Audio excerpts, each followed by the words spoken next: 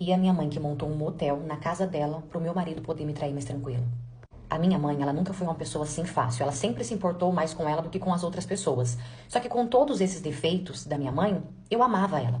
E quando eu completei 17 anos, o meu pai conseguiu um trabalho pra mim de atendente num salão de beleza. E eu fui. Comecei a trabalhar lá e quase 2 anos depois que eu estava trabalhando lá, o meu pai ele separou da minha mãe e ele foi morar com a minha chefe. E tipo assim, pra mim foi um verdadeiro choque porque eu nunca desconfiei de nada dos dois. E mesmo que as coisas não estavam bem entre meu pai e minha mãe já tinham tempo, eles brigavam muito, minha mãe batia muito no meu pai.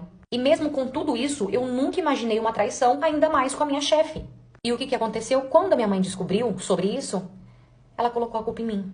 Ela começou a falar que eu quem tinha arrumado a minha chefe pro meu pai. E eu jurava pra ela que igual ela, eu não sabia de nada, só que não adiantava. E depois que tudo isso aconteceu, que meu pai foi embora de casa, a minha vida virou assim uma verdadeira loucura. E como morava só eu e a minha mãe em casa, nós começamos a brigar muito. Foi então que eu cansei, arrumei uma casa de 3 cômodos e eu fui morar sozinha.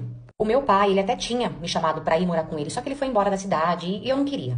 E anos depois disso tudo, eu conheci uma pessoa, começamos a namorar e tempos depois que nós estávamos namorando, eu chamei ele pra morar comigo. E claro que no começo tudo é muito perfeito, né?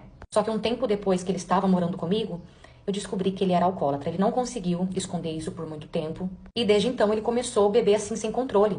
E por conta disso, nós começamos a brigar muito, porque até o emprego ele perdeu. Ele saía cedo de casa falando que ia entregar currículo e ele passava o dia inteiro no bar. Até que nessas idas dele para esses bares, ele encontrou minha mãe, começaram ali a beber junto e viraram amigos.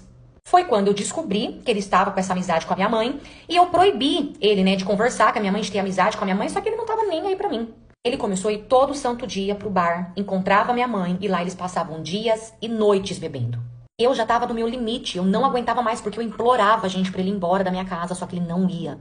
Até que um certo dia, uma conhecida minha, ela foi até a minha casa falando que precisava conversar comigo, me contar uma coisa. Essa conhecida minha, ela mora na rua da casa da minha mãe. E ela me contou que o meu marido estava frequentando muito a casa da minha mãe. Claro que isso virou um assunto ali na rua e o pessoal começou a querer entender o que estava acontecendo. Que até então as pessoas estavam pensando que os dois estavam tendo um caso.